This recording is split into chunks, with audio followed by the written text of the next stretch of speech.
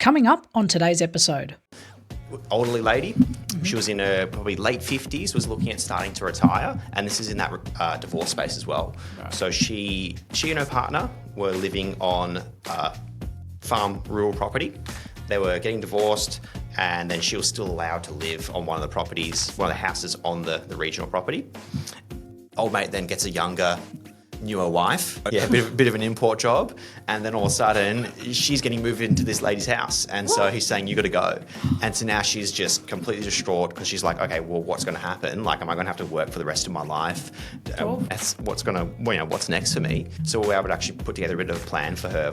This is your asset pool. We can actually pick up this type of small property which suits your needs. Right now, she didn't actually want to do any gardening. She just wanted something that she could just lock it and leave it. So like, hey, look, this is within budget for you. Let's go find you a broker. Let's go make sure we can get this thing off the ground. Got her into her little house, and she still has enough super left over that when she's on the full age pension, she'll be able to top it up, the life she wanted to live. So yeah, that was a good one.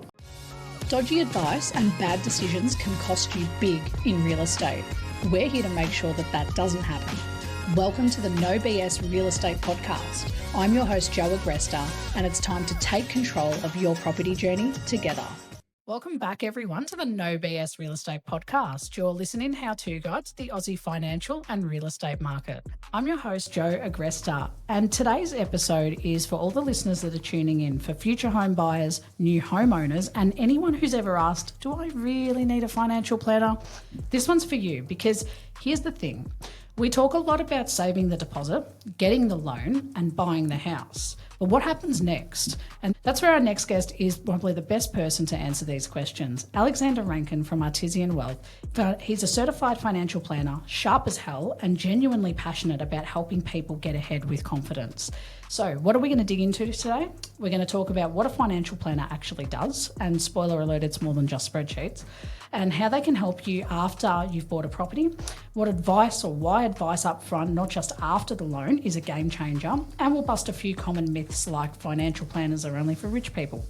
So I'll worry about all of those things. I can't wait to get into this episode. Alex, thanks so much for being here. Hey, Joe, thanks for having me. Excited.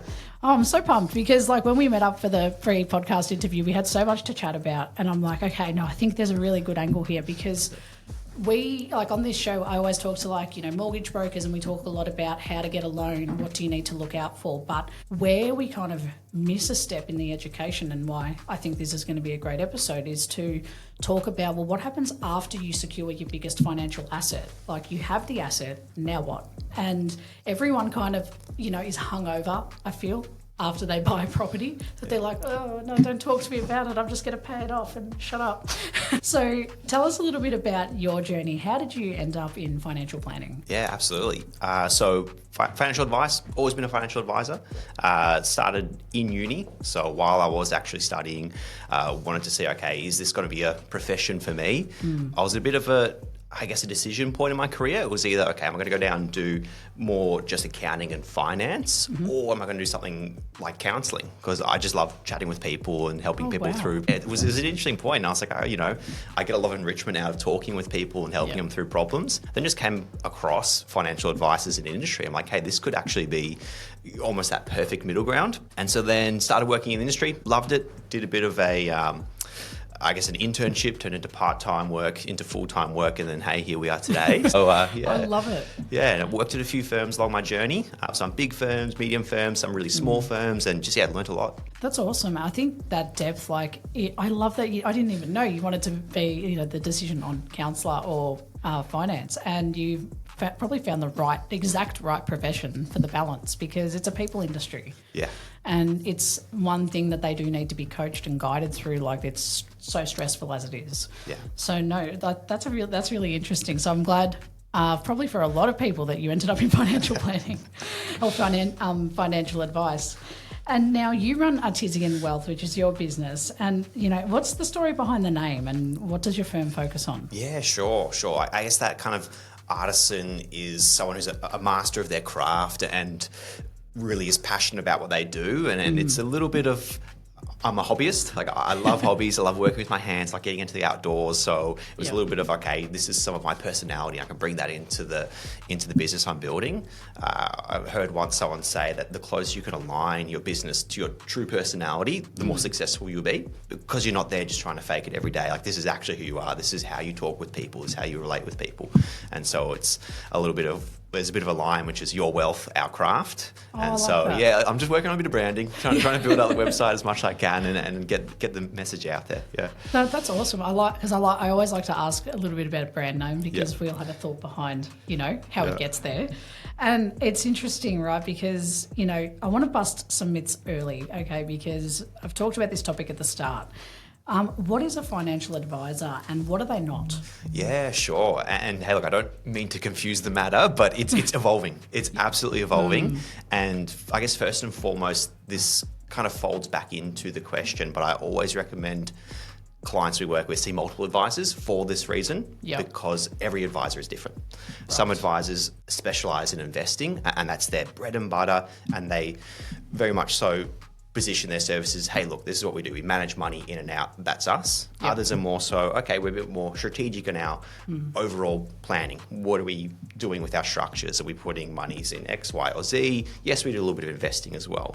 Then there's some insurance-only advisors. I know a few absolute legend insurance-only advisors. So it's really about let's align what we need to do and what our goals are with who this financial advisor is, what their specialty is, and where they're passionate. And do we get along? That's super important. Whenever your advisor calls, you see the name on the phone, you don't want to think, oh gosh, I don't want to talk to this person. It has to be, cool, can't wait to take that call. So I guess I kind of went a long way around, but it's still an evolving industry. Oh, for sure. And I think it will probably only evolve to a more positive, kind of thing, because like you said, there's different types of advisors for different motivations. So what's your area of specialty? Where do you kind of sit in that landscape? Absolutely. I'm very much so working on development with myself and the team to truly be holistic.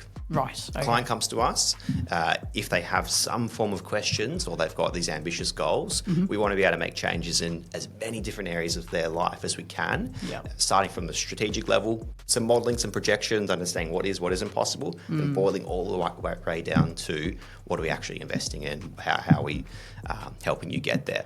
The one thing we don't do is aged care. That's no aged care at Artisan Wealth, so we refer that out to pros in the space. Right, gotcha. Yeah. So it's kind of like you want to be that one-stop shop that like you can, within the team, you've got specialists that sit within your business. Yeah, making sure that we are truly holistic. Yeah, that's awesome. I really like that, and I think it would make a lot of sense for clients in future who end up on different pathways at different points in their life. So if you're someone who can help them from their first home purchase all the way to their first investment, that's pretty special. And especially if they gel with you, like you said, if they see your name on the phone, they're not like, oh. Yeah. Gross. Just declined. But, and one of the follow-ups to this, I guess, is why do so many people assume that planners are just for like the investors or the super wealthy? We've got a lot of listeners that are like that first-time buyer or like recent homeowner. Yeah. And they're like, they get offered financial plan and they're like, don't worry about it, or financial advisory, and they're like, nah, don't need it. Sure. Look, I guess one thing first up, I'd say always just take a first call with an advisor. Most advisors' models are they'll hold that initial consultation obligation free and at no cost. So you might as well have a chat with them and see what it's all about. I guess that preconception around what an advisor is quite old school. And in the past, it very much was the only way in which the advice model worked was, okay, we have X amount of money, we invest it into here, and we get a percentage as our fee. And so if the client doesn't have a certain amount of money to invest, the fee didn't make sense in terms of a cost return for the advice business. And so that's where it was a little bit of self-selection on both sides of, okay, actually we can't help clients unless they have this amount of money because our fee structure doesn't align. Whereas that's very much so changing these days, and very much changing our firm as well. We have a very different approach to how we help clients through and what our fees are associated with that.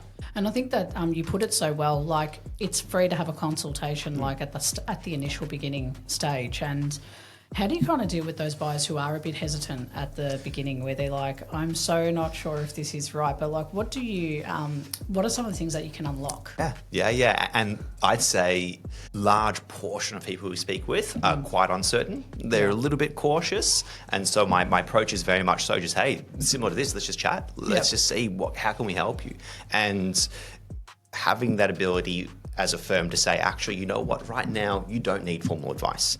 X, Y, and Z, this is a few steps that you can take. Here are some free resources. Go check out the Money Smart website. Here's a free budgeting tool you can use, and then get to this next checkpoint, and we'd love to re-engage. And so that was a big drive behind why I started Artisan Wealth, to have that control to say, no, we don't need to take everyone on. So, yeah. That's awesome. I don't think many firms would do that, to be honest. Like give those resources, or say, hey, you actually don't need us right now, but you do need to do X, Y, Z. And you kind of hold their hand a little bit at that initial start and go, just go and do this and then come back. Yeah. I think I make not the best employee because I'm giving away a lot of free company time. So it's better to be the boss. Yeah, that's right. Make the call. That's right.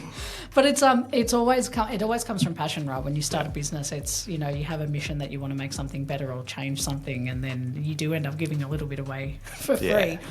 But the intent is always because you know that it's worthwhile. And I'm sure those people that get those resources, when they need that service, they will end up coming back to you straight away, especially if they see it worked out for them. Even if it's just they give me a call 3 years down the track and say, we bought the house. That's return on investment for me. How good's that? That's awesome. That kind of cool feeling of, that made a bit of a difference.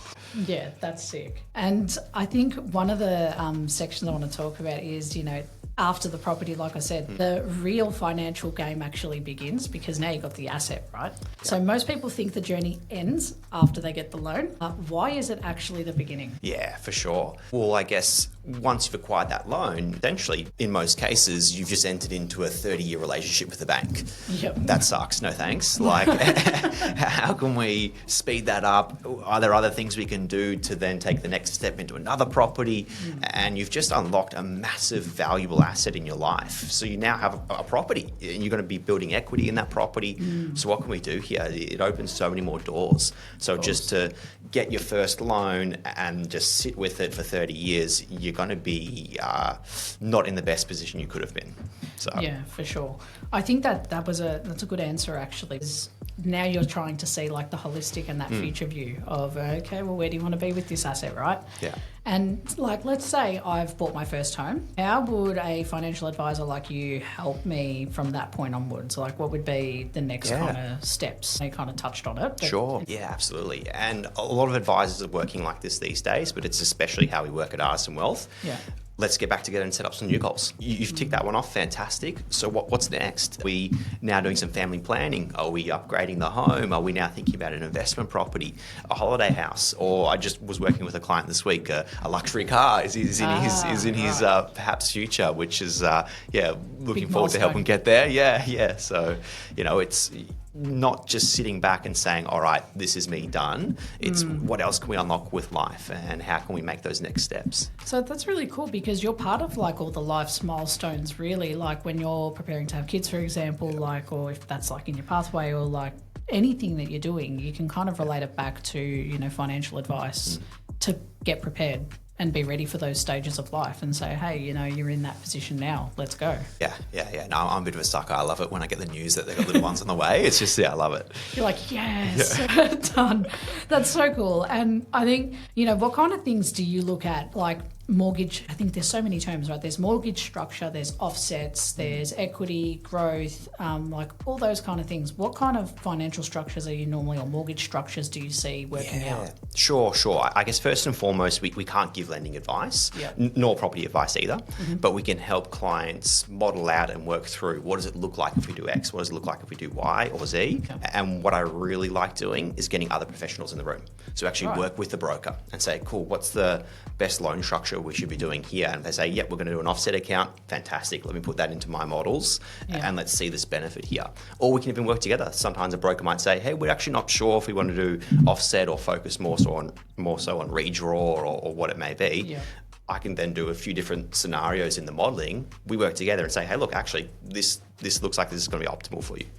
So That's interesting. I often hear this term, structure, financial structure, and I think for a lot of our listeners, they're probably going, what is a financial structure? Yeah, I guess to really get to the heart of it, structuring means what are you owning, in what name, or in what entity. So a really good example would be, are you owning this investment in your name, or is it you and your partner's name, or is it in a trust? Or is it an investment company? The reason why we want to ask these questions is the tax consequences are very different depending on where it's owned. And that's really one of the big attributes of structure. And, accountants love chatting on structure. So again, linking in with a really good accountant, and they can say, this is what we're setting up, this is our structuring, these are the buckets you have to play with, then go put that in your strategy. That's awesome. Okay, that makes sense. Thank you for explaining that. And I think a lot of people, want to invest in property one day. It's always a one day kind of, investment when you're thinking about like long-term investment property. How does planning help them start laying the groundwork early? Yeah, sure. It's the big Aussie dream, right? It's the Australian dream to own property, hey? And it's done so many generations well, our parents, grandparents, things like that. It's always been very much so. Invest in property, buy a house and pay it off, that kind of thing. And look, I definitely agree to that for a lot of clients, people that make sense. So what we want to look at here is, okay, what are you doing in terms of your cash flow and budgeting, first of all? Is it right for you? It may be we are living on a shoestring budget. If you put a mortgage on top of that, you're asking for disaster. So first of all, okay, do we have the right cash flow here? And if we do, beautiful. What are we doing with that cash flow? Are we putting it in a savings account? Are we investing it? If your property goals are within 1, 2, 3 years, probably investing is not going to make a lot of sense. You're bringing too much risk into your strategy. If you're thinking though, perhaps 4, 5, 6 years, then perhaps investing would really help. It helps you keep pace with the rising house market, really. Yeah, of course. Then just keeping an eye out for what other schemes, grants and whatnot that we can use that the government's helping us with. First Home Super Save is a massive one. Oh yeah, true. That's so good. They've also got the parental guarantees if perhaps your family's in a position for that. Amazing. The government's the First Home Guarantee Scheme. Yeah. So many schemes. Oh gosh, yeah. It's just schemes on schemes. Yeah. So just bundling a few of those up, and it's not going to. That in itself won't necessarily put you into a house, but it might bring it forward a year. And perfect. And that's a huge benefit, especially in this market where everything's changing, especially in the Melbourne market. I know I've spoken to a lot of the buyers advocates out there as of recently, and they're saying, Melbourne's the place to be again. Everyone's buying, and it's a growing space. So it's good to, I think, for those of you listening who are thinking, okay, this is interesting. Yeah, this is the time where you need to just reach out and have a chat, because if you were thinking maybe you got a pre-approval recently and you've been sitting on it for 3 months and it's coming up to expiry, how, and I'll ask you this, Alex, how does that kind of benefit someone who's in that position where they're about to buy for the first time, they've got a mortgage broker? Do they benefit from seeing you far earlier in the piece? Yeah, absolutely. There's that saying, right, where the best time, and it's to do with investing, the best time to invest was 10 years ago. The second best time's today. So it's it's never too late. So just engaging with an advisor, and again, working with someone that you trust and they're running an ethical practice. So if it doesn't make sense, cool, they'll tell you, hey, you're on the right path. But engaging earlier means perhaps instead of it being a 3 or 4 or 5 year journey to build your deposit, it might be 1 year sooner, or it might even actually be, and this is big and quite important, it might be no, we're not doing that, because that's going to put you in under a lot of financial stresses. Working with great mortgage brokers, you'll be surprised they can get you some really good loans, and perhaps when we actually run the numbers 4, 5, 6, 10 years down the track, okay, based on what's happening with life, your partner's about to go off on maternity leave, we're going to drop down to one income, that the thing's going to crash and burn. So just having some of that foresight of, all right, is this the right time in our life for to be actually picking up this property, is really important. So I think that's something, really noteworthy there that you said. It's you're going down to one income. We often don't think of these things in such a methodical way. We kind of think, oh, this is exciting, and you do it. And then you think of the consequence, or you just deal with it. You're I've put so much pressure on the mortgage, it's fine, we'll just eat ramen for the rest of our lives. It's but at least we got that Ferrari. Funnily enough, in a lot of my meetings with clients, we talk about the optimal financial path, Yeah. but then overlaying that with lifestyle, life goals and values. Because just to your point there, the quickest way to get rich, buy a tent, 2-minute noodles, live on the street, invest every single dollar you earn. Yeah. You'll be rich. Yeah, sure, but that's terrible. That's shit house. That is a very low quality of life. And it's important. I think there's a balance, right? There's a key balance of, the life you want and how to get that life, and then the life that you currently have. Yeah, couldn't agree more. Yeah. So it's like financial advice in this case, or how you kind of take your approach. It sounds like you're someone who does take into account, going back to like your counsellor ambition, that idea behind, well, what do you want out of life, and how do we fit into that piece to make that happen? And that's really special that you're part of that journey for a lot of your clients. Yeah, no, I wouldn't do anything else, that's for sure. I love that. And, I think one of the other parts, like, again, this is like, the before they buy kind of scenario. Can you help clients avoid the common deposit tunnel vision, and think longer term? Yeah, sure. So I guess your meaning is in how they're just wanting to, build this deposit, get this house, and then that's it. Yeah, and that's it. Yeah, sure. I definitely always chat with clients around, big picture. Yep. What's happening around that time of your life? We touched on family planning and going down to a single income, but then also just thinking, all right, is this the be all and end all? Perhaps we could think around things like rent vesting. Maybe that's better for a client, just because it's the quote unquote Aussie dream of owning property. Maybe it's not right for you.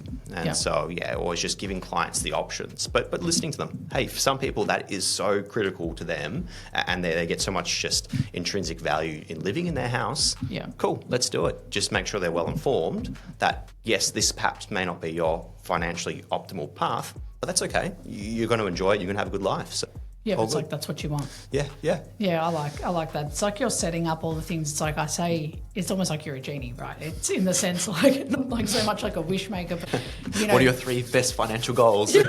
That's exactly how I'm seeing it. It's like, tell me what you want. Maserati, 25 years. No, but it's true. Like you're kind of dealing with that. You're doing what probably every person who's doing it for themselves finds really hard, because there's this idea that all I do is like put things in a spreadsheet. I can do a budget and I can do my planning, and I'm sure people can. Like I'm not saying any of you guys can't, but I find that stressful for myself. That's why I'm always thinking, financial advice is actually the best thing in the world, because there's a fee attached to it, but what price do you want to put on all the things you want in life? Yeah, absolutely. And on that cost piece there, right? It's every advisor's obligation to make sure you are in a better position after working with your advisor, including costs and everything like that. So that they need to say, great, this advice is going to put you in a better position, even taking into consideration our costs.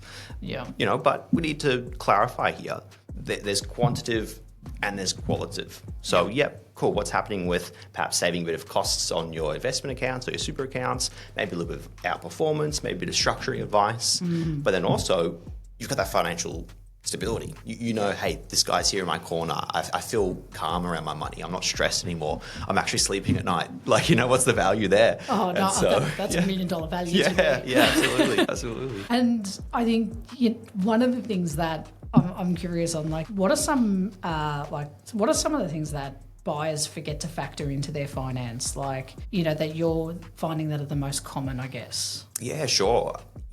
Come actual settlement, and this is really important to be chatting with your mortgage broker as well as the your property legal team, the person who's settling your loan. Complete my blank. Who's sorry guys, for anyone who's a conveyancer out there, very important job. Yeah, we got there. Yeah, so just being very open with them and say, hey, what exactly do I need to make sure I have in my account come settlement? I work through, especially with first home buyers. They say, I didn't know there was that extra cost there. I didn't know there was this extra cost here.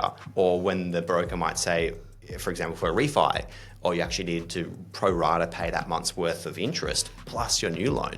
So just asking them straight, hey, what are going to be the dollar costs at each point of the journey, and just making sure you're well informed. That's a big one. And then just looking forward, again, just going back to that, how does this work with life? Is it making sense with my position and my goals as I continue to move through? If perhaps a client's thinking not too happy in my current career, want to transition away. Oh, yeah, that's so maybe it might be, okay, maybe we wait until we've gone into the new career. Yeah. Or just understanding on this new lower income, can we still service?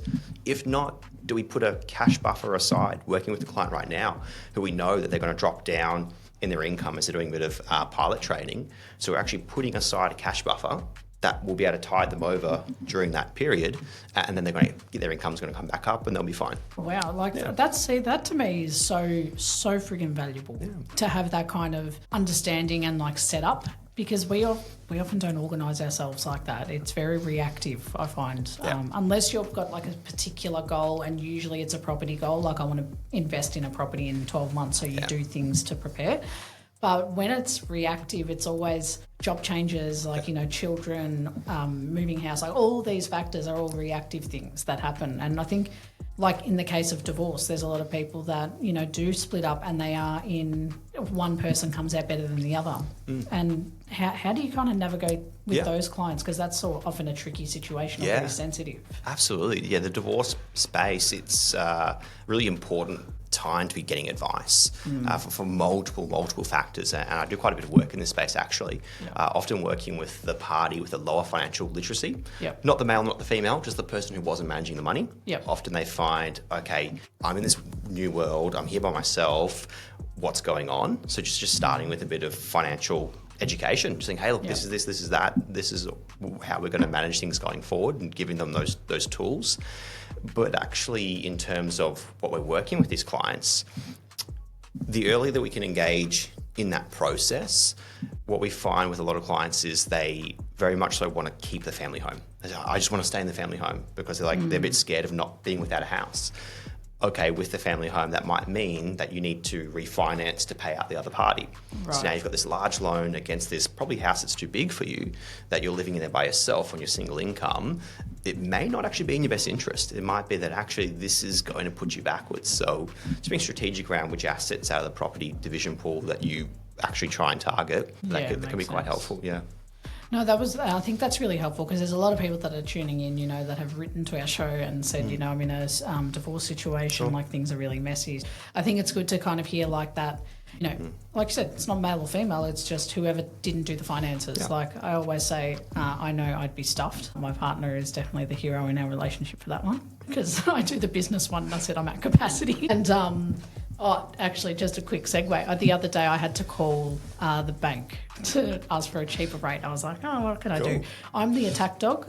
Yeah, that's right. They will you in. But then I have no idea what I'm talking about, right? I'm just like, I don't know. And they're like, do you know your account number? And then I'm looking for my partner going, just hang on a minute. And I'm like, what's our account number? Is this even the right bank? Yeah. And then she goes, log into the app. I said, I can't get into the app because I don't know my account number.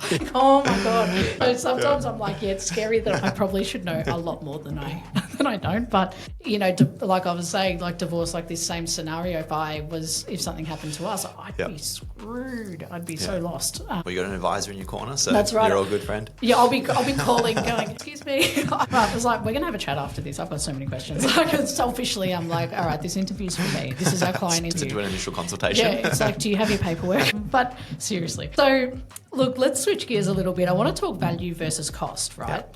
So why advice pays off, I think this is really important for our listeners to unpack, because, let's talk about the elephant in the room, the fees, right? What do people often get wrong when weighing up the cost of financial advice? Yeah, huge one. And we kind of touched on it a little bit earlier, so we'll just dive a bit deeper into those points there. Everyone would benefit from speaking with an advisor. Based on your circumstances, is the value going to outweigh the cost? We just need to make sure we're balancing that up, because you may be in a very earlier stage of your financial journey and there's not a lot of complexities. And unfortunately, with the rules and regulations in the industry, it's quite expensive to provide advice.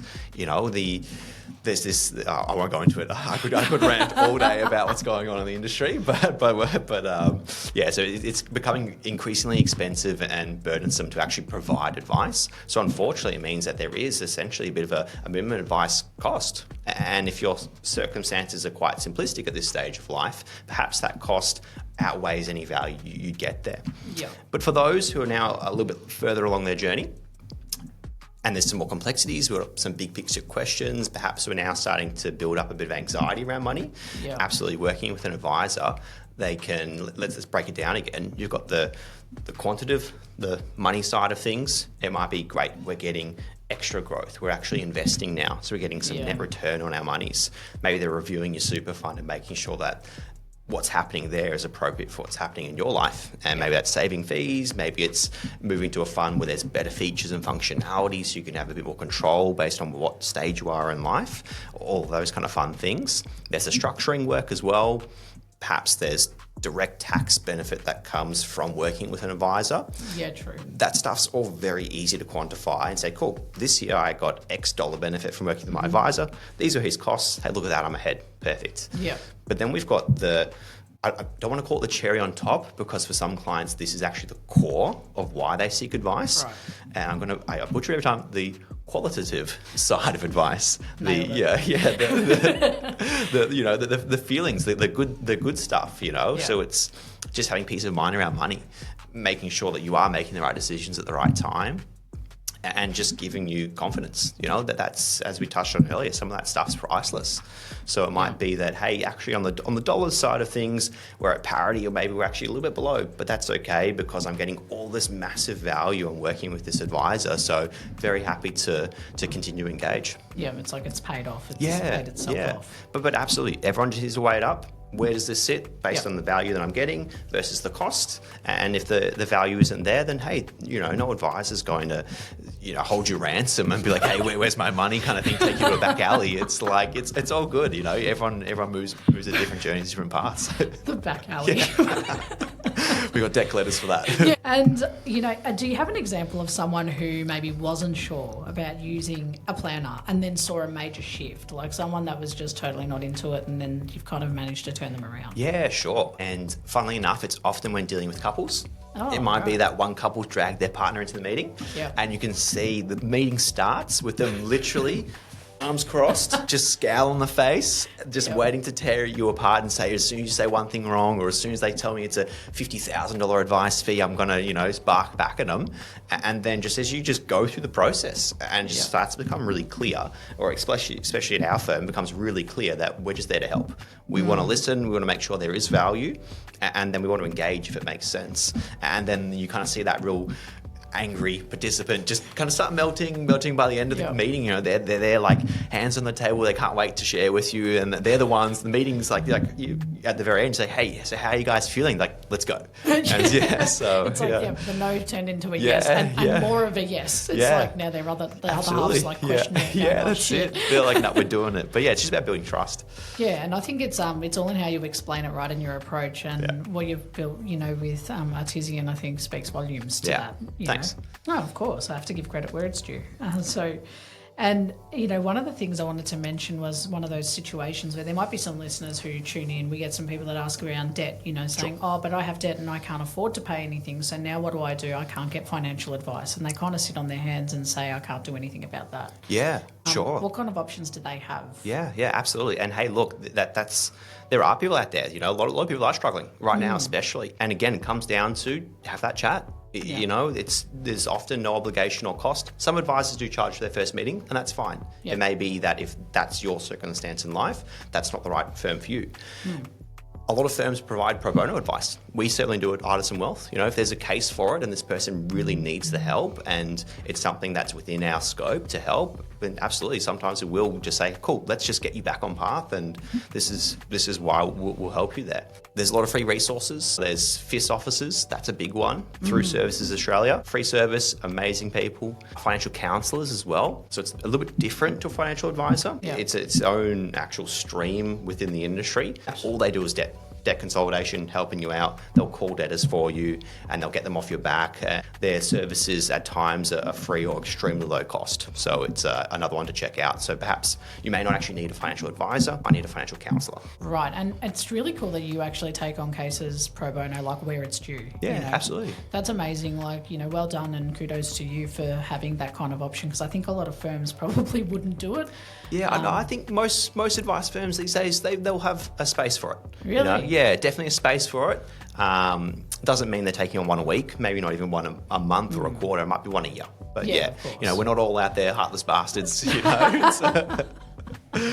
And, moving into I guess now the building wealth, right? It was really good. I'm glad we covered that debt side of things because, like I said, a few people message and always ask for who do I speak to about this. So, for those of you that did email us this last week and asked about, that debt side, you've got a counsellor, but also just booking in a chat first. You might not even be in as bad debt as what you think. It's, I think a lot of the time we kind of, Head in the sand. In the sand, we make it worse for ourselves. We're like, oh, I have Afterpay, that means I'm in bad debt. And it's nah, chill. Or you had a credit card when you were 18 and now you're blacklisted or something. It's not always the case. You just got to open up and talk about it and then find out what the actual picture is. No, it makes sense.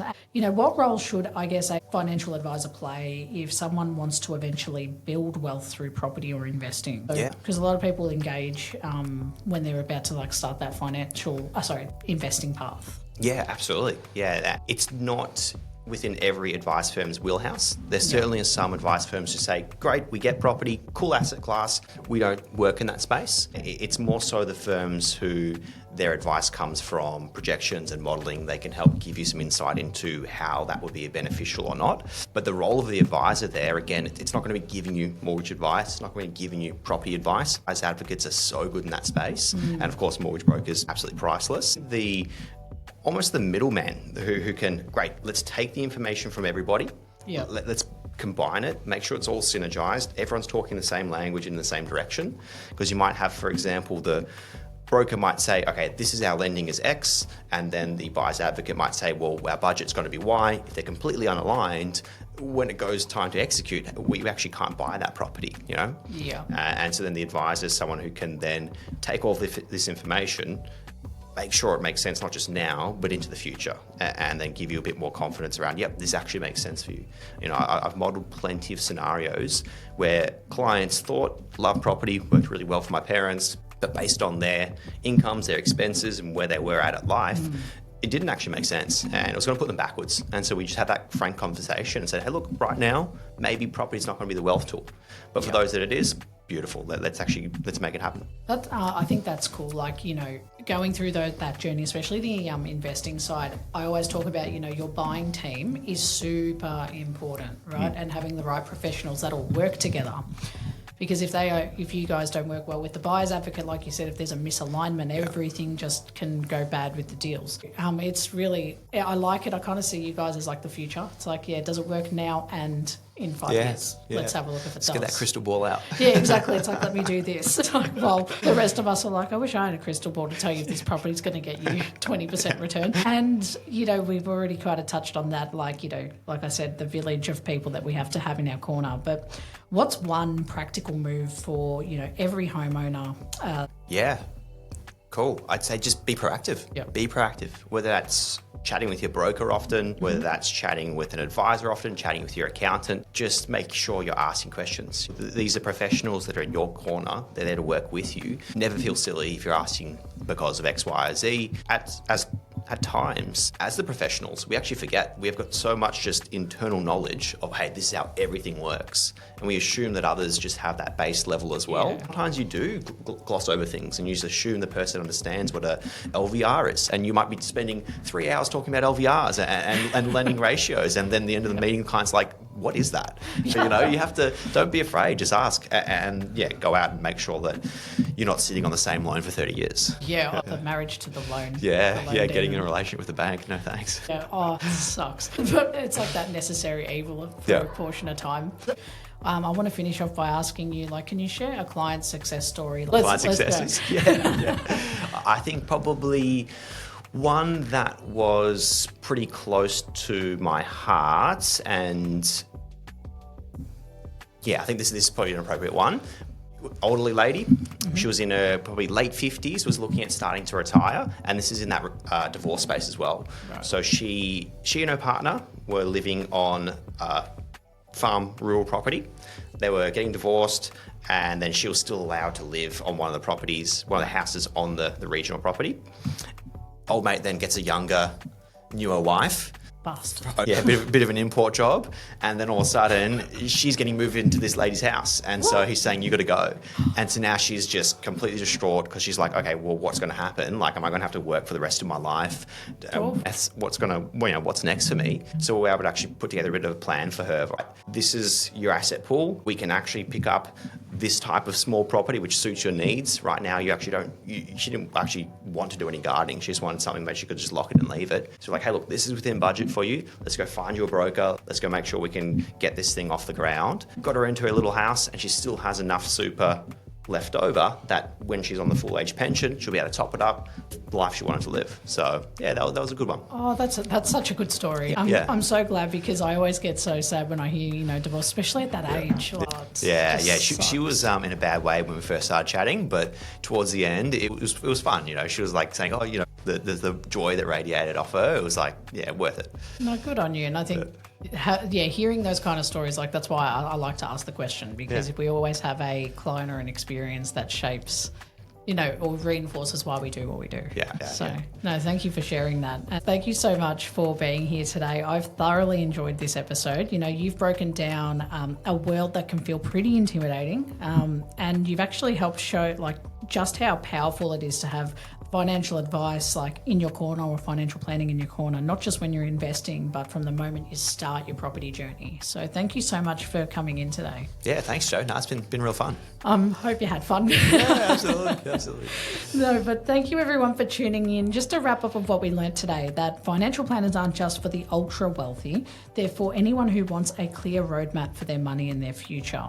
And getting advice after you buy a home is common, but starting earlier can actually set you up better, save you stress, and create long-term flexibility. So whether it's managing equity, planning future investments, or making sure your loan isn't strangling your life, a planner helps you see the big picture.